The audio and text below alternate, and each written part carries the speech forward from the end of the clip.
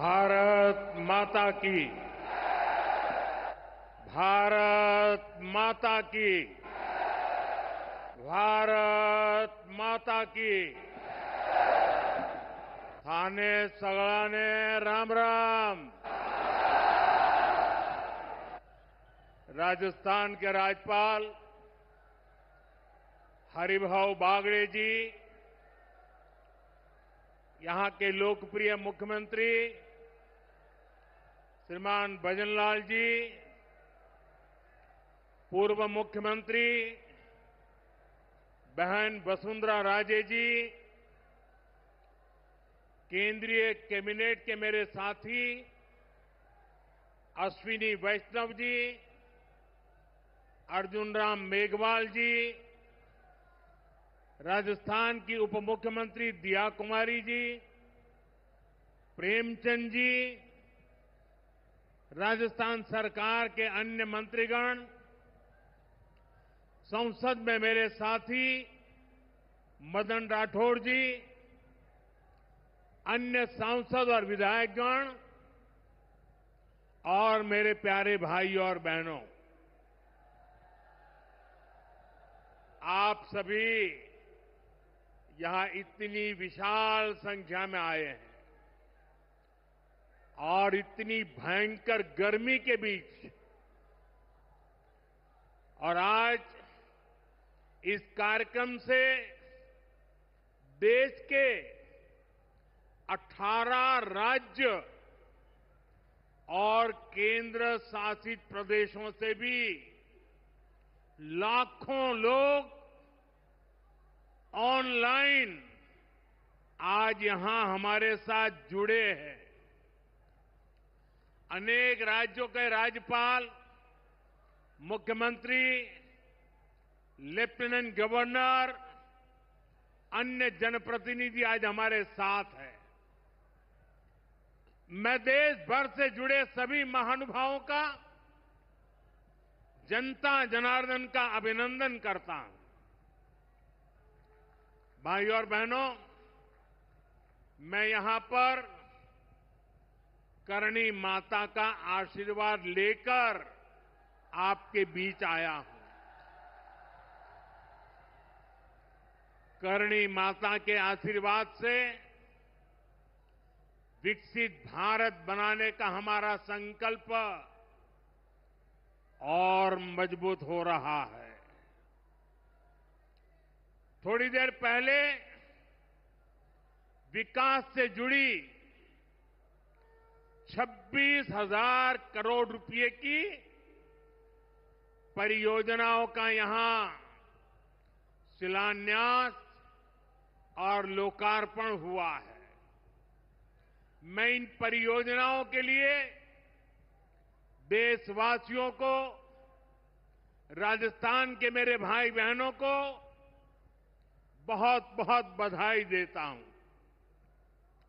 साथियों, विकसित भारत बनाने के लिए आज देश में आधुनिक इंफ्रास्ट्रक्चर बनाने का बहुत बड़ा महायज्ञ चल रहा है। हमारे देश की सड़कें आधुनिक हो, हमारे देश के एयरपोर्ट आधुनिक हो, हमारे यहां रेल और रेलवे स्टेशन आधुनिक हो, इसके लिए पिछले 11 साल में अभूतपूर्व गति से काम किया गया है। आप कल्पना कर सकते हैं, इंफ्रास्ट्रक्चर के इन कामों पर देश पहले जितना पैसा खर्च करता था, आज उससे 6 गुना ज्यादा पैसा खर्च कर रहा है। 6 गुना ज्यादा। आज भारत में हो रहे इन विकास कार्यों को देखकर दुनिया भी हैरान है। आप उत्तर में जाएंगे तो चिनाब ब्रिज जैसा निर्माण देखकर लोग हैरान हैं। पूर्व की तरफ जाएंगे तो अरुणाचल की सेला टनल, असम का बोगीबिल ब्रिज आपका स्वागत करते हैं। पश्चिम भारत में आएंगे तो मुंबई में समंदर पर बना अटल सेतु नजर आएगा। सुदूर दक्षिण में देखेंगे तो पंबन ब्रिज मिलेगा, जो अपनी तरह का देश का पहला ब्रिज है। साथियों, आज भारत अपनी ट्रेनों के नेटवर्क को भी आधुनिक कर रहा है। ये वंदे भारत ट्रेनें, अमृत भारत ट्रेनें, नमो भारत ट्रेनें, ये देश की नई गति और नई प्रगति को दर्शाती है। अभी देश में करीब 70 रूट पर वंदे भारत ट्रेनें चल रही है। इससे दूर सुदूर के इलाकों में भी आधुनिक रेल पहुंची है। बीते 11 साल में सैकड़ों रोड ओवरब्रिज और रोड अंडरब्रिज का निर्माण किया गया है। 34,000 किलोमीटर से ज्यादा के नए रेल ट्रैक बिछाए गए हैं। अब ब्रॉडगेज लाइनों पर मानव रहित क्रॉसिंग, वो बात इतिहास बन चुकी है, खत्म हो चुकी है। हम मालगाड़ियों के लिए अलग से स्पेशल पटरियां, डेडिकेटेड फ्रेट कॉरिडोर का काम भी तेजी से पूरा कर रहे हैं।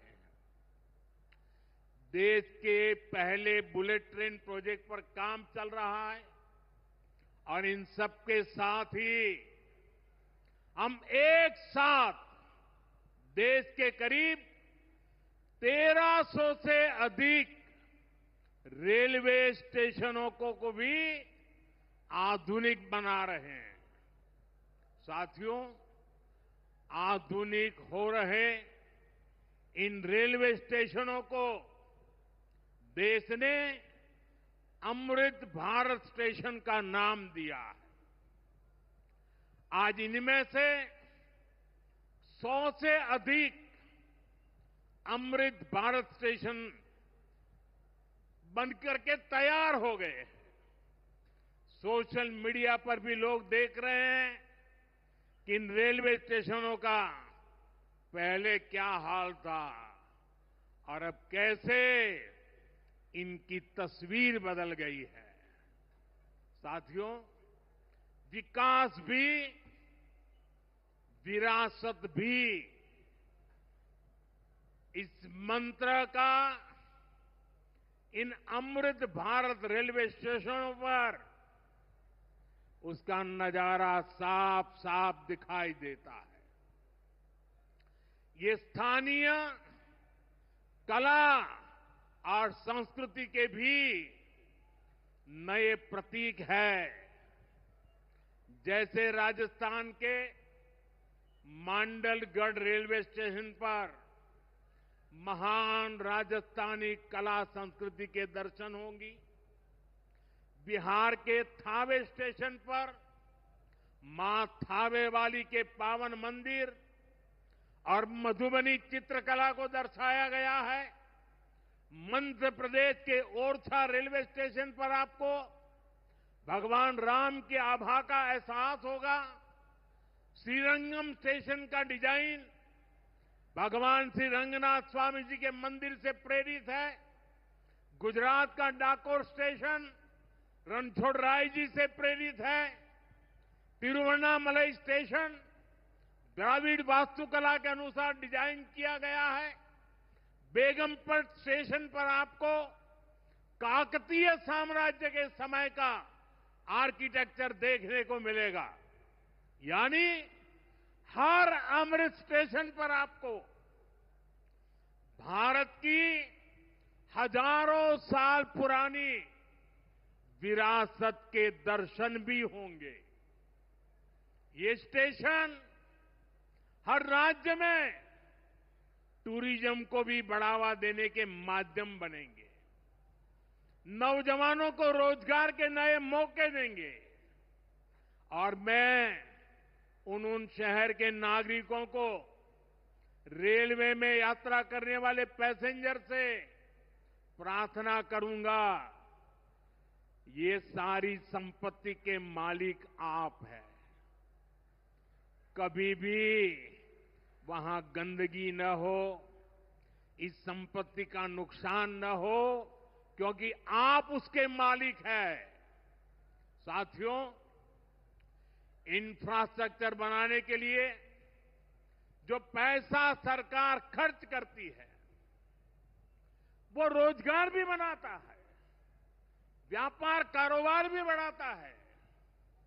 जो हजारों करोड़ रुपए सरकार लगा रही है, ये पैसा मजदूर की जेब में जा रहा है, ये दुकानदार को मिल रहा है, दुकान और फैक्ट्री में काम करने वाले लोगों को मिल रहा है। रेत, बजरी, सीमेंट, ये सारी चीजें ढोने वाले ट्रक, टेम्पो चलाने वालों को भी इससे फायदा होता है। और जब ये इंफ्रास्ट्रक्चर बनकर तैयार हो जाता है, तो फिर अनेक गुना और फायदे होते हैं। किसान की उपज कम कीमत में बाजार तक पहुंचती है, वेस्टेज कम होती है, जहां सड़कें अच्छी होती हैं, नई ट्रेनें पहुंचती हैं, वहां नए उद्योग लगते हैं, पर्यटन को बहुत बढ़ावा मिलता है। यानी इंफ्रास्ट्रक्चर पर लगने वाले पैसे से हर परिवार का, खास तौर पर हमारे नौजवानों का सबसे अधिक फायदा होता है। साथियों, इंफ्रास्ट्रक्चर पर जो काम हो रहा है, उसका हमारे राजस्थान को भी बड़ा लाभ मिल रहा है। आज राजस्थान के गांव-गांव में अच्छी सड़कें बन रही हैं, बॉर्डर के इलाकों में भी शानदार सड़कें बन रही हैं। इसके लिए बीते 11 साल में अकेले राजस्थान में करीब 70,000 करोड़ रुपए खर्च किए गए हैं। राजस्थान में रेलवे के विकास के लिए भी केंद्र सरकार इस साल करीब 10,000 करोड़ रुपए खर्च करने जा रही है। ये 2014 से पहले की तुलना में 15 गुना अधिक है। अभी थोड़ी देर पहले ही यहां से मुंबई के लिए एक नई ट्रेन को हरी झंडी दिखाई गई है। आज ही कई इलाकों में स्वास्थ्य, जल और बिजली से जुड़ी योजनाओं का शिलान्यास और लोकार्पण हुआ है। इन सारे प्रयासों का लक्ष्य है हमारे राजस्थान के शहर हो या गांव तेजी से उन्नति की ओर बढ़ सके, राजस्थान के युवाओं को उनके शहर में ही अच्छे अवसर मिल सके। साथियों, राजस्थान के औद्योगिक विकास के लिए भी डबल इंजन सरकार तेजी से काम कर रही है। अलग अलग सेक्टर्स के लिए यहां भजनलाल जी की सरकार ने नई औद्योगिक नीतियां जारी की है। बीकानेर को भी इन नई नीतियों का लाभ मिलेगा। और आप तो जानते हैं, जब बीकानेर की बात आती है तो बीकानेरी भुजिया का स्वाद,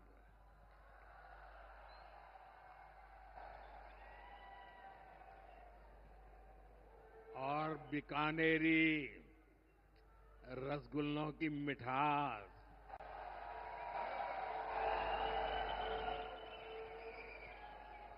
विश्व भर में अपनी पहचान बनाएगी भी और बढ़ाएगी भी।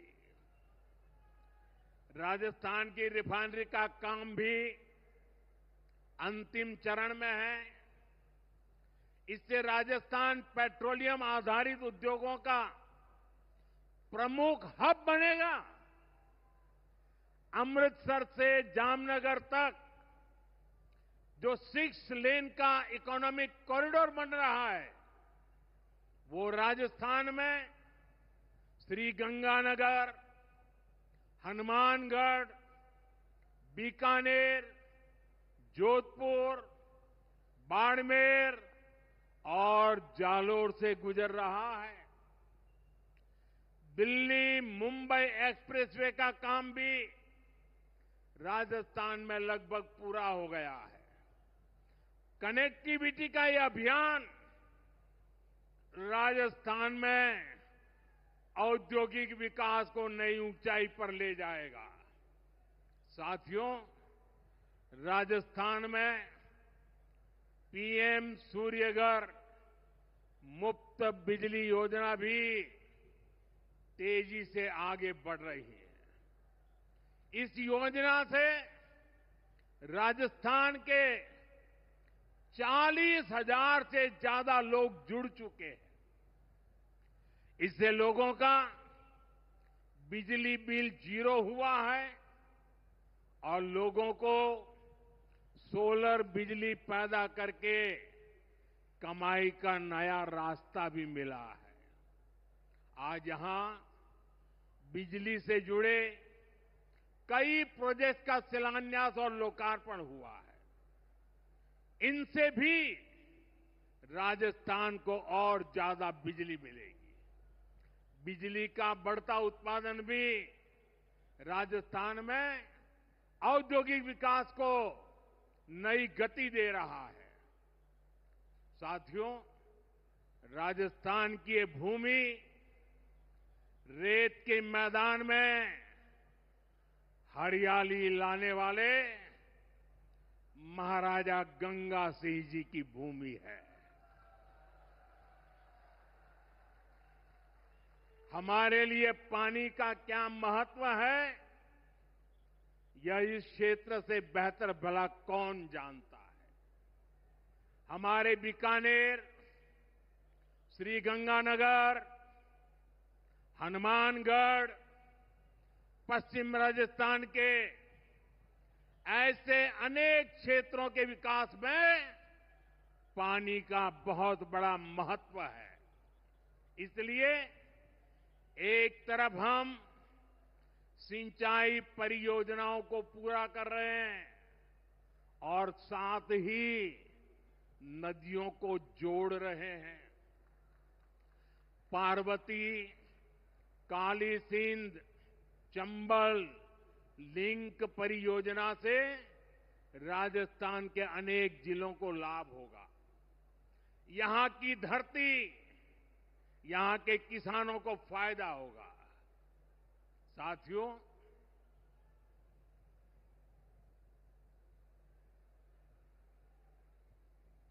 राजस्थान की ये वीर धरा हमें सिखाती है कि देश और देशवासियों से बड़ा और कुछ नहीं। 22 अप्रैल को आतंकवादियों ने धर्म पूछकर हमारी बहनों की मांग का सिंदूर उजाड़ दिया था।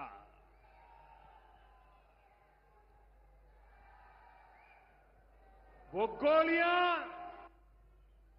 पहलगाम में चली थी, लेकिन उन गोलियों से 140 करोड़ देशवासियों का सीना छलनी हुआ था।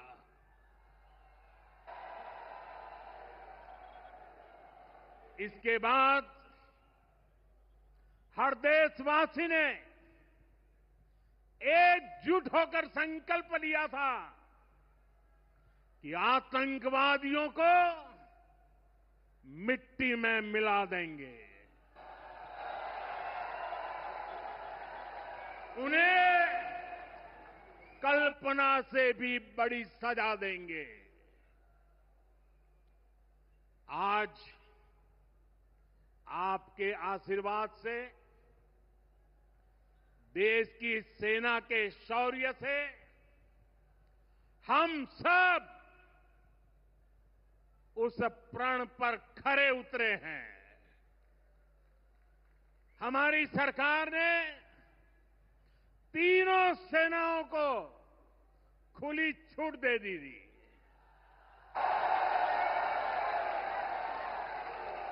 और तीनों सेनाओं ने मिलकर ऐसा चक्रव्यूह रचा कि पाकिस्तान को घुटने टेकने के लिए मजबूर कर दिया।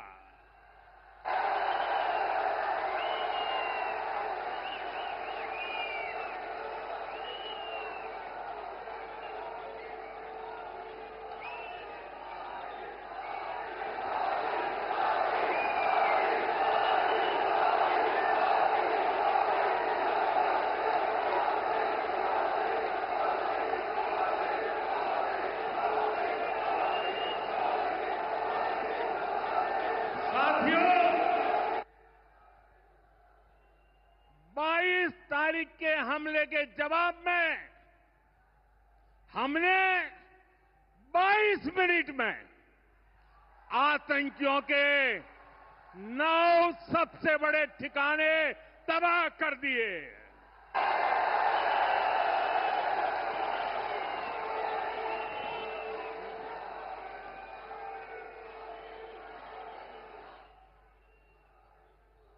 दुनिया ने और देश के दुश्मनों ने भी देख लिया कि जब सिंदूर बारूद बन जाता है तो नतीजा क्या होता है।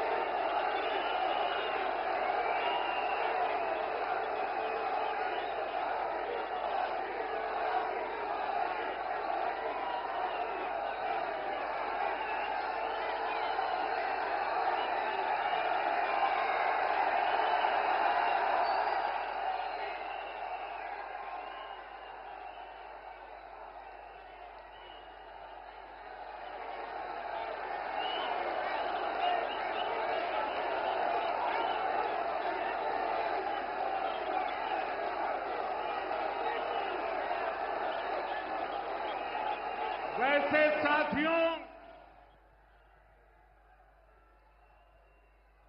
ये संयोग ही है। 5 साल पहले जब बालाकोट में देश ने एयर स्ट्राइक की थी, उसके बाद मेरी पहली जनसभा राजस्थान में ही सीमा पर हुई थी।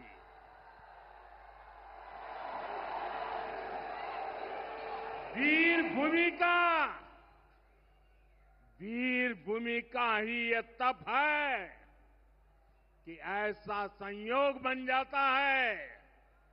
अब इस बार जब ऑपरेशन सिंदूर हुआ तो उसके बाद मेरी पहली जनसभा फिर यहां वीरभूमि राजस्थान की सीमा पर बीकानेर में आप सभी के बीच हो रही है।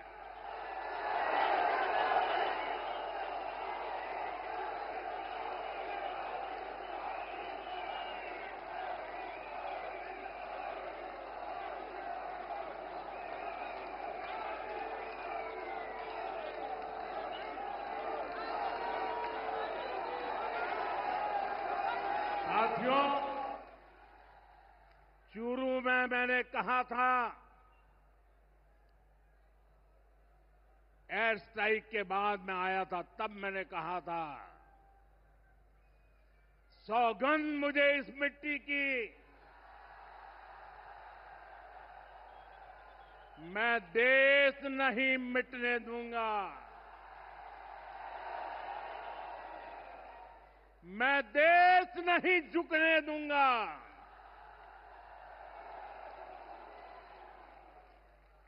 आज मैं राजस्थान की धरती से देशवासियों से बड़ी नम्रता के साथ कहना चाहता हूं,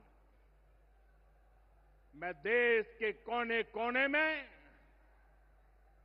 जो तिरंगा यात्राओं का हुजूम चल रहा है,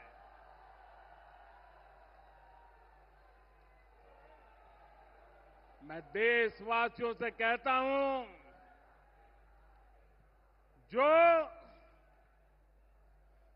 जो सिंदूर मिटाने निकले थे, जो सिंदूर मिटाने निकले थे, उन्हें मिट्टी में मिलाया है।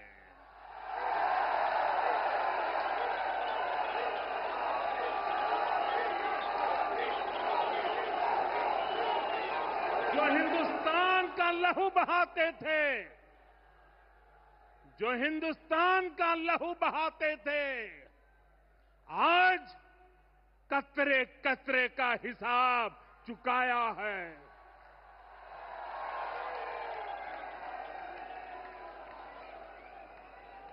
जो सोचते थे भारत चुप रहेगा, आज वो घरों में डूब डूब के पड़े हैं।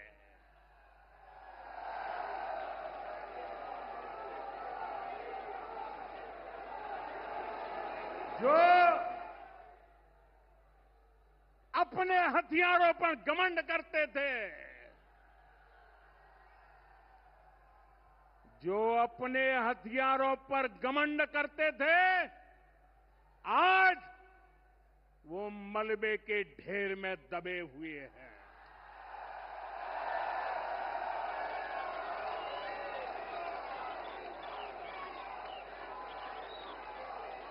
मेरे प्यारे देशवासियों, ये शोध प्रतिशोध का खेल नहीं, ये शोध प्रतिशोध का खेल नहीं, ये न्याय का नया स्वरूप है।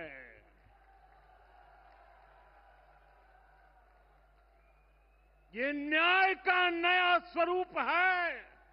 ये ऑपरेशन सिंदूर है।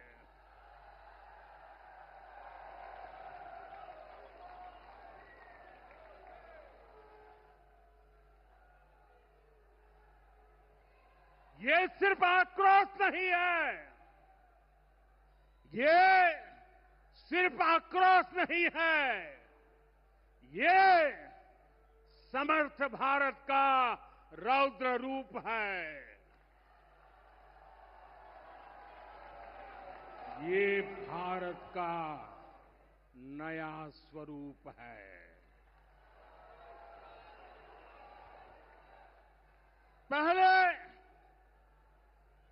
पहले घर में घुसकर किया था वार, पहले घर में घुसकर किया था वार, अब सीधा सीने पर किया प्रहार है।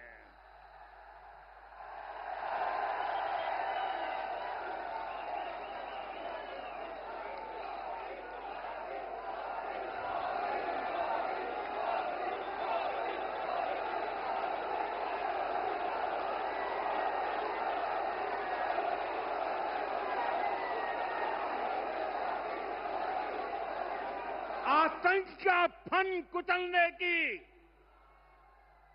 आतंक का फन कुचलने की यही नीति है, यही रीति है, यही भारत है, नया भारत है। बोले भारत माता की, भारत माता की, भारत माता की। साथियों, ऑपरेशन सिंदूर ने आतंकवाद से निपटने के 3 सूत्र तय कर दिए हैं। पहला, भारत पर आतंकी हमला हुआ तो करारा जवाब मिलेगा।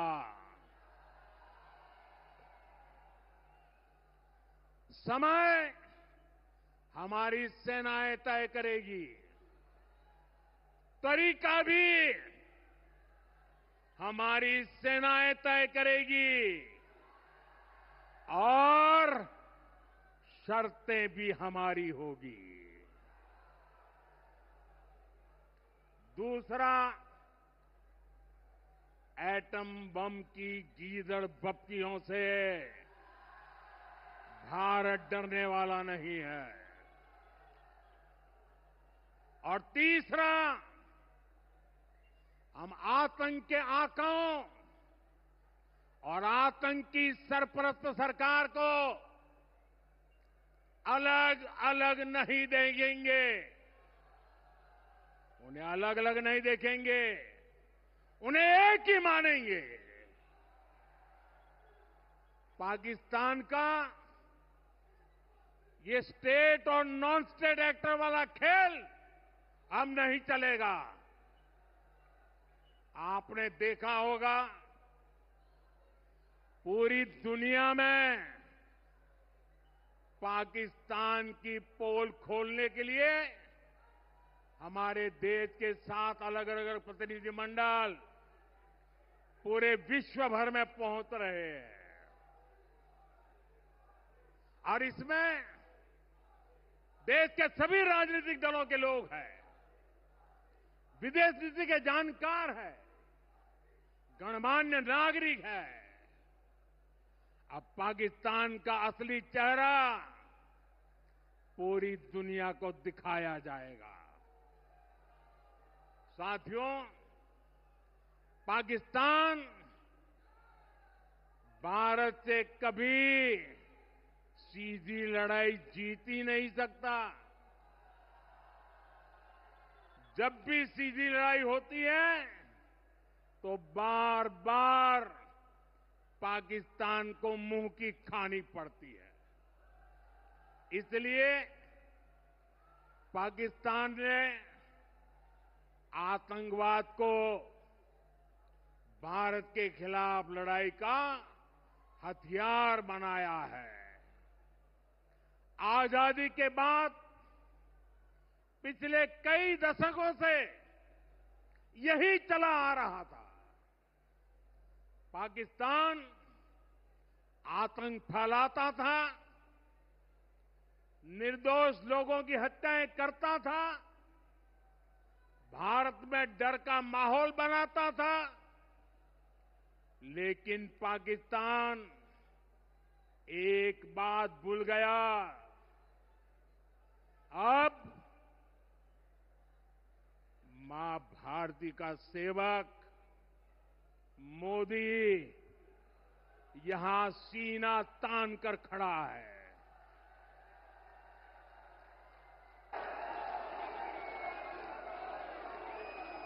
मोदी का दिमाग ठंडा है, ठंडा रहता है,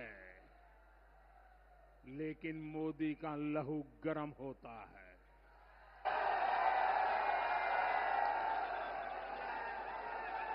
और अब तो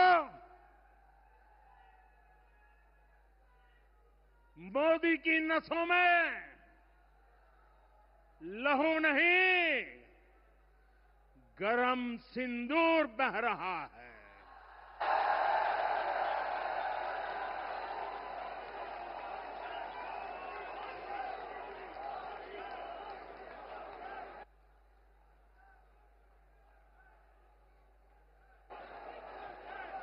अब भारत ने दो टूक साफ कर दिया है। हर आतंकी हमले की पाकिस्तान को भारी कीमत चुकानी पड़ेगी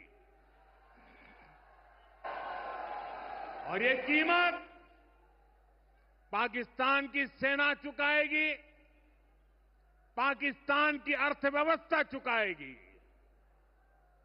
साथियों, जब मैं दिल्ली से यहां आया तो बीकानेर के नाल एयरपोर्ट पर उतरा।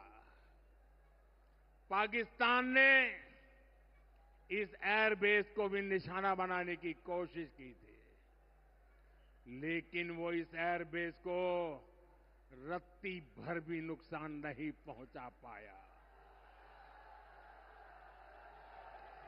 और वहीं यहां से कुछ ही दूर सीमा पार पाकिस्तान का रहीम यार खान एयरबेस है। पता नहीं आगे कब खुलेगा। आईसीयू में पड़ा है। भारत की सेना के अचूक प्रहार ने इस एयरबेस को तहस नहस कर दिया है। साथियों, पाकिस्तान के साथ न ट्रेड होगा न टॉक।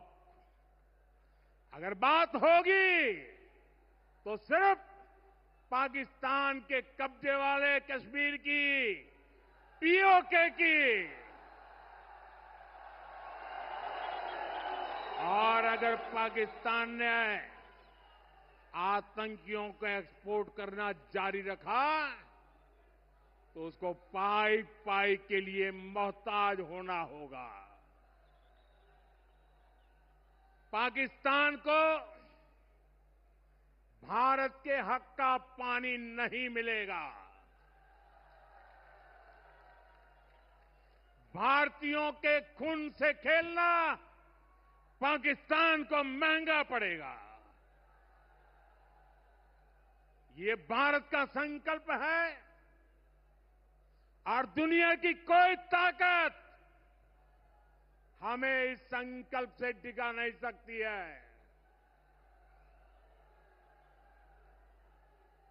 भाइयों और बहनों, विकसित भारत के निर्माण के लिए सुरक्षा और समृद्धि दोनों जरूरी है।